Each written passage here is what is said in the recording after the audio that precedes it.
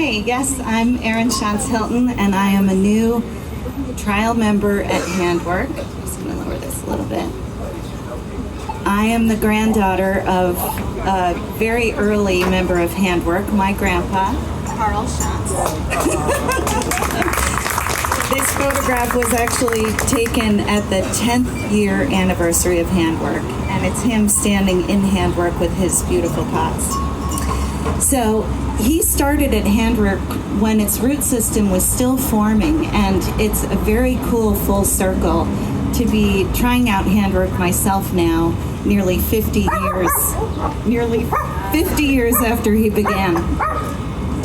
My parents, grandparents, and another couple moved to our incredible woodlands outside of Odessa in 1978, which was the year that I was born.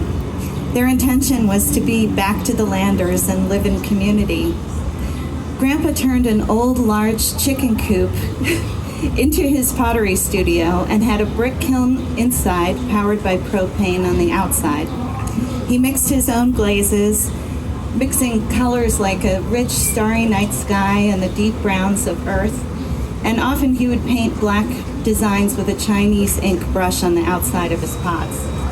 He fashioned, this is one of his mugs.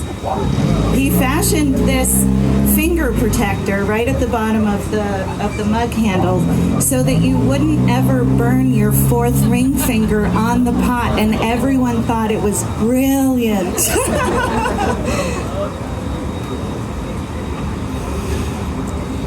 So, one of my earliest memories of my grandpa was him picking me up and putting me on the padded bench of his kick wheel, and my legs were dangling down, and he would actually kick the bottom wheel for the top wheel to turn as he taught me how to center clay.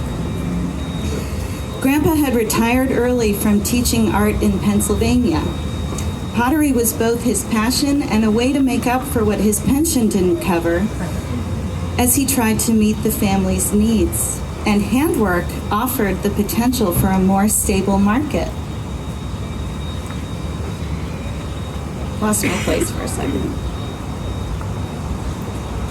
Yes, it was a very important piece in the puzzle as he was building a sustainable artistic life. And throughout his lifetime, he was always interested in the challenges and the rewards of working collaboratively to create things that he couldn't do by himself, and trying to make the world a little better at the same time. About 10 years into our life on the farm, Grandpa was diagnosed with Parkinson's. It started with a tremor in his thumb and then progressed until he could no longer center the clay. And I know I'm remembering this with a child's memory, but it felt like he didn't even skip a beat. And he just pivoted with full gusto into oil painting. Wow. And every other kind of creative project, like making giant model airplanes out of cereal boxes and straws. And then I remember him motorizing one of them and trying to fly it. He also raised homing pigeons, and really everything he turned to was all about curiosity and invention.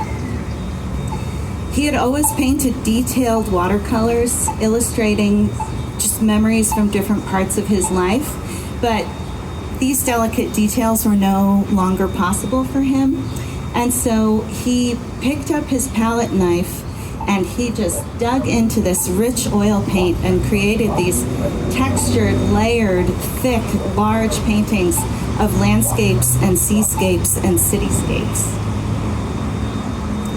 And they were all just full of color and drama. I moved away from the land in 2000 and lived primarily in the Hudson Valley. My grandpa died in 2007, but in those last years of his life, we had 2 grandfather-granddaughter art shows together, and one of them was down the street at Moosewood. I paint and draw large abstract wild animals, and after he died, I tried to make a memorial painting for him of these snow geese using the palette knives, grandpa style. And I remember just throwing them down in complete frustration. I couldn't believe how difficult that was. But 10 years later, I was preparing for my first solo show and painting like a madwoman, as you do. And I suddenly picked up a rubber spatula and I started moving the paint across the wood panel that I had covered with joint compound. So I was also moving towards texture and sculptural tendencies too, and felt the gift of his spirit guiding me, not in his way of doing things, but inspiring me to find my own. And that was Karl Schantz. He met people with safety and kindness and generosity and humor and this twinkle in his eye that just tickled everybody's tendrils of inspiration. I moved back to the land 8 years ago, and now I live in my grandparents' old house. I built my painting studio on the cement pad, on the cement footprint of his pottery studio. So I'm literally being fed by my ancestor from the ground up. And though he's been gone for 19 years, he's present with me every day. His essence in the house and in the land, his love and care in every nook and cranny. And I swear, sometimes when I'm working on a project, I open the closet to find the perfect tool that wasn't there before.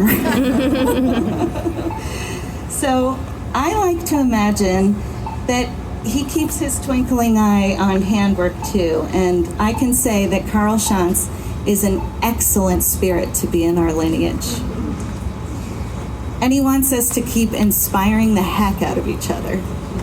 And he's saying to you all right now, you do good work.